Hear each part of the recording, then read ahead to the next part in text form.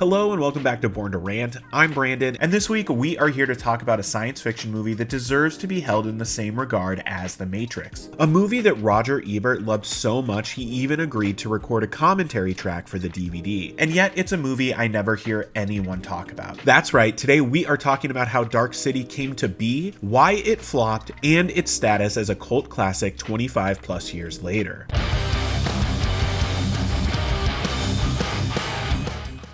Now, I'll be honest, Dark City is a movie that was completely off of my radar until it hit the home video market and I started to see its amazing cover at my local rental store every weekend.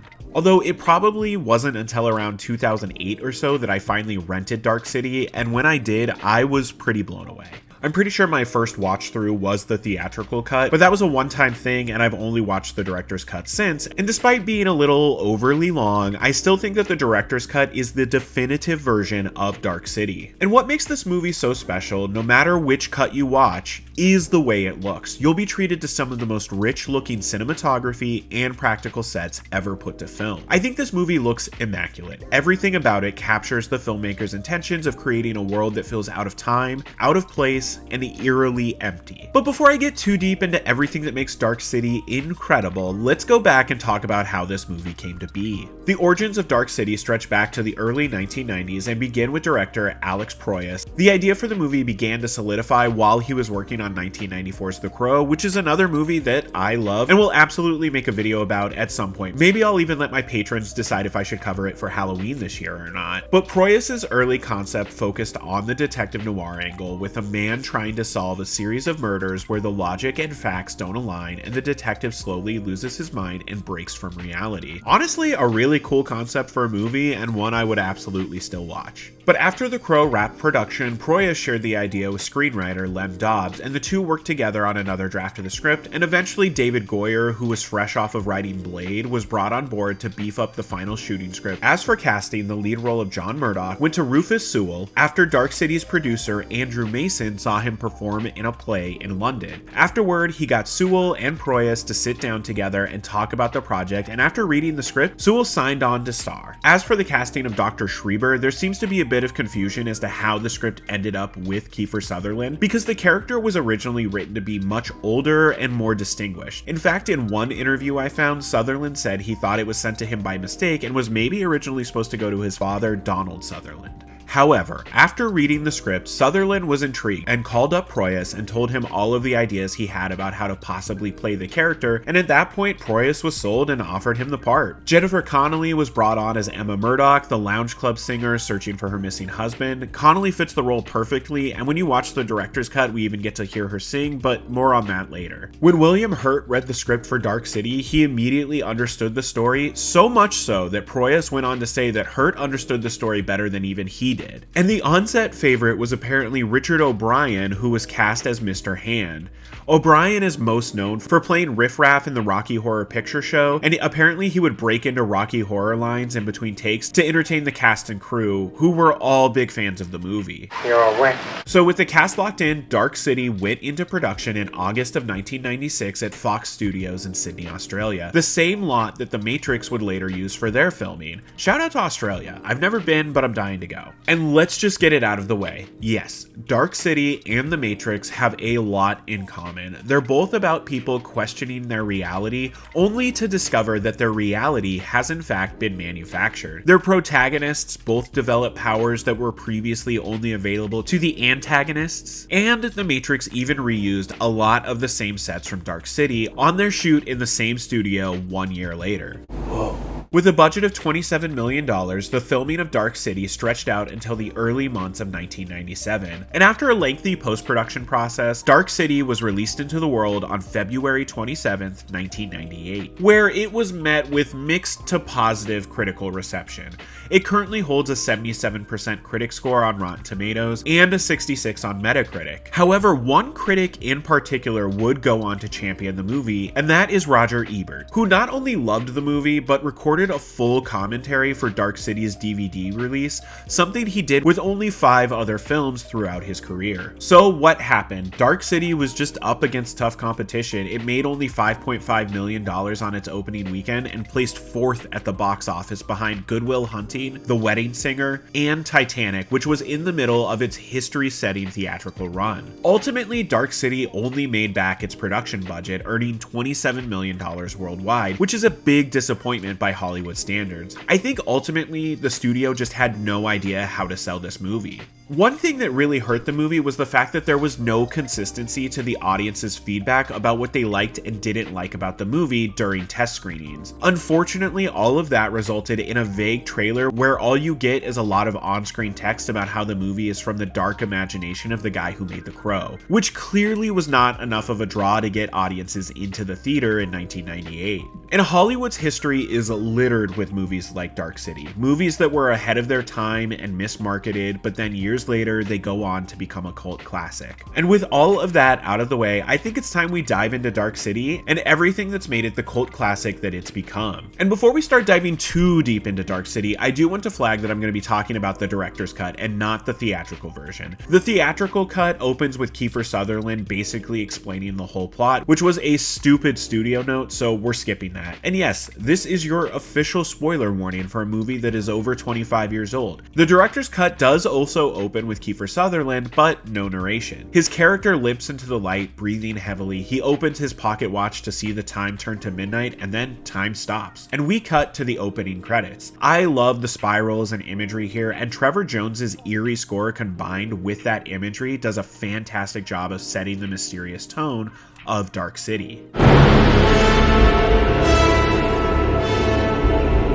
The first proper scene of Dark City is excellent in almost every single way. The cinematography throughout this movie is breathtaking. Dariusz Wolski really understood the assignment because the shadows and the lighting make Dark City feel like a world that's never seen sunlight. It looks outstanding. As for the opening scene itself, our main character, John Murdoch, awakens in a bathtub, a small smear of blood on his forehead, and he has no clue who he is or how he got there. Then he receives a cryptic call from Dr. Schreiber, played by Keifer Sutherland, who asks him questions and gives vague clues about the overall mystery. While on the phone with Schreiber, Murdoch notices the body of a dead woman on the other side of the hotel room, which causes him to panic. He bolts from the hotel room, and when he enters the lobby, he finds that everyone is asleep. Once everyone wakes up, the hotel clerk calls out to John by name and tells him that he owes rent and that he's been at the hotel for 3 weeks.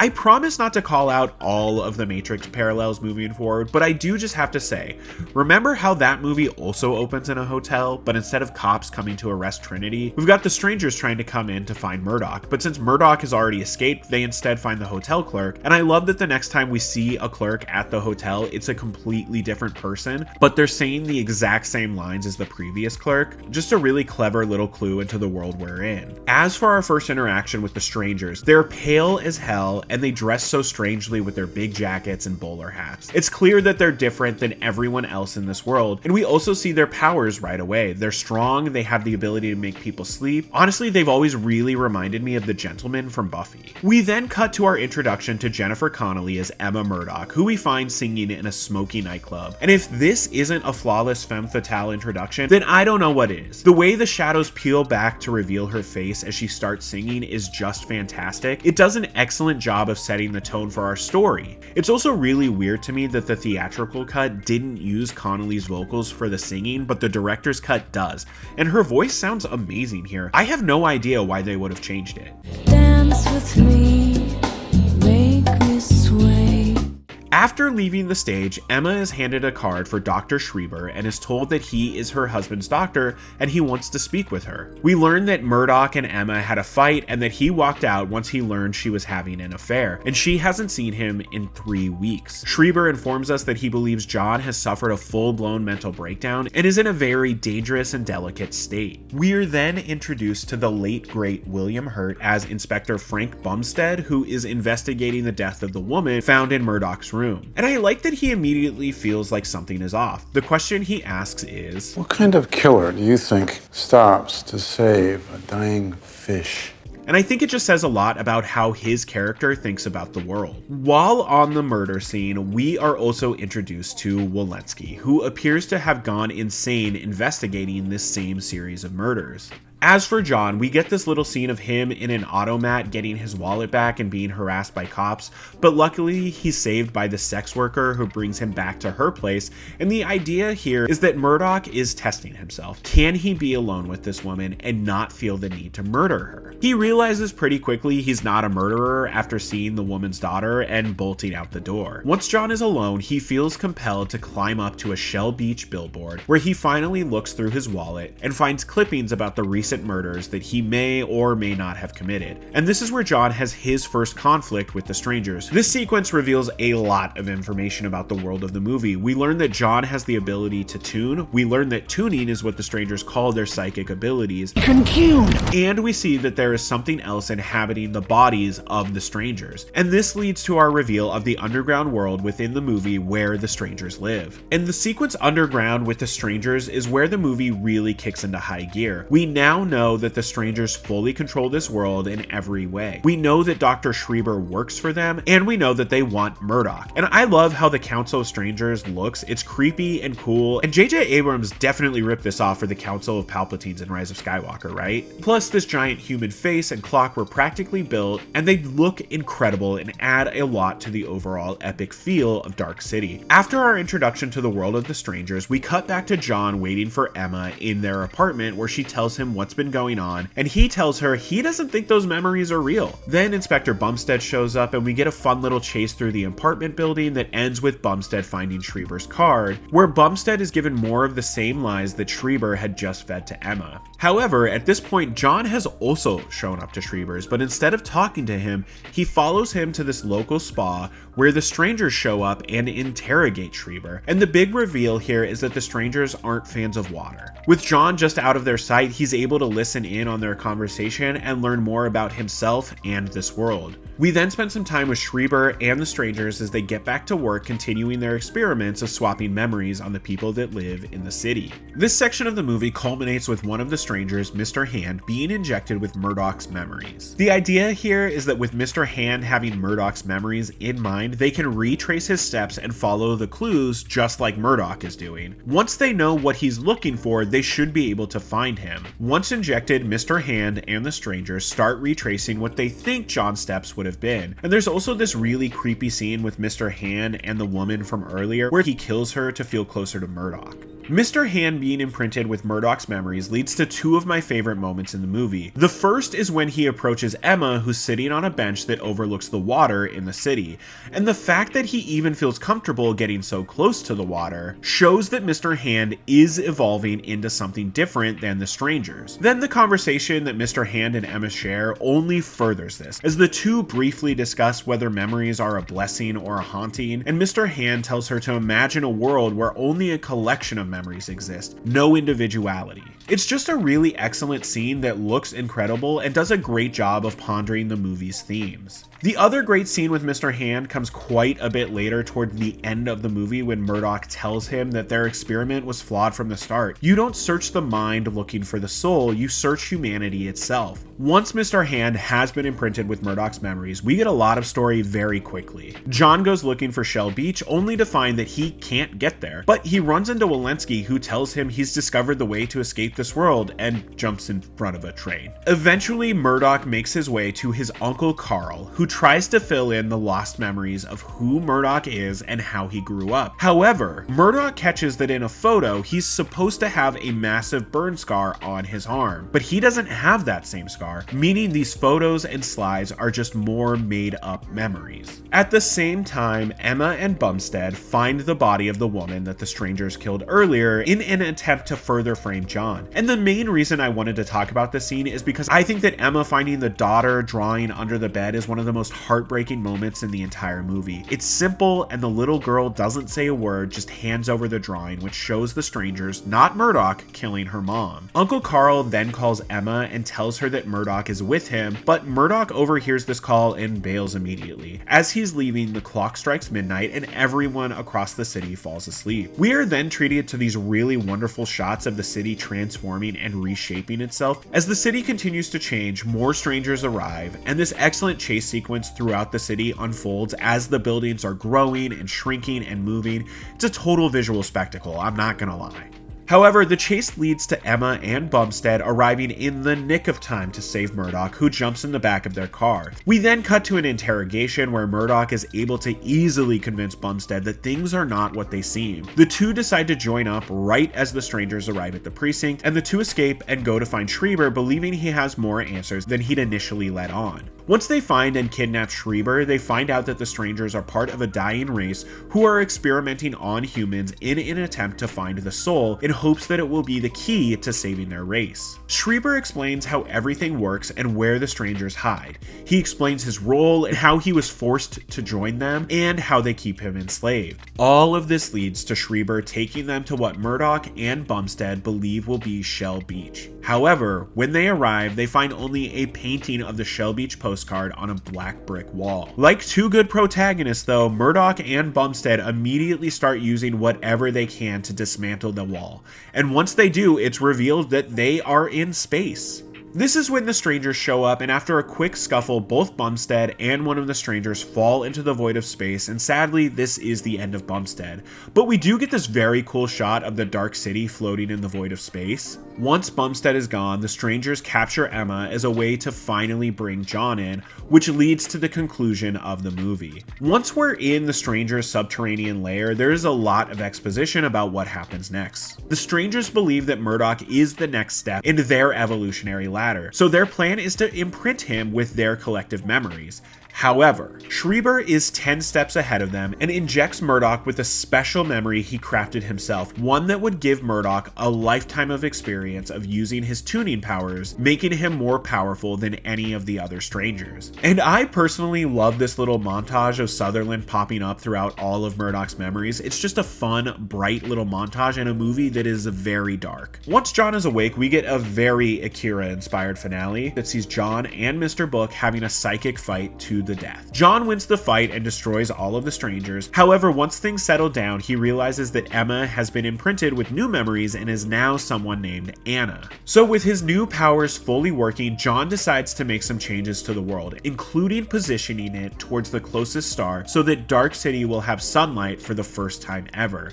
He also creates his own version of Shell Beach, which allows him and Anna to meet for the first time, and the movie ends with Murdoch and Anna walking down the pier towards Shell Beach together. So, 25 plus years later, what is the legacy of Dark City? At this point, it's widely considered to be a cult classic, and I think there are a lot of people who look at this movie and wonder or are annoyed by the fact that it failed so spectacularly while The Matrix went on to become one of the most iconic films of all time. However, once Dark City hit the home video market, it slowly began to develop a life of its own. Between rentals and cable showings over the years, Dark City built a reputation as a dark science fiction noir, and people began to really take notice of the movie and the craft that went into it. Its rich and dark cinematography, the amazing practical sets, as well as the miniatures and models, all make Dark City stand out amongst other science fiction movies. And it does feel like when Dark City gets brought up, it's almost impossible not to talk about The Matrix. Not only did The Matrix buy and reuse several sets from Dark City, but the two movies also share several themes and similar stories about questioning reality.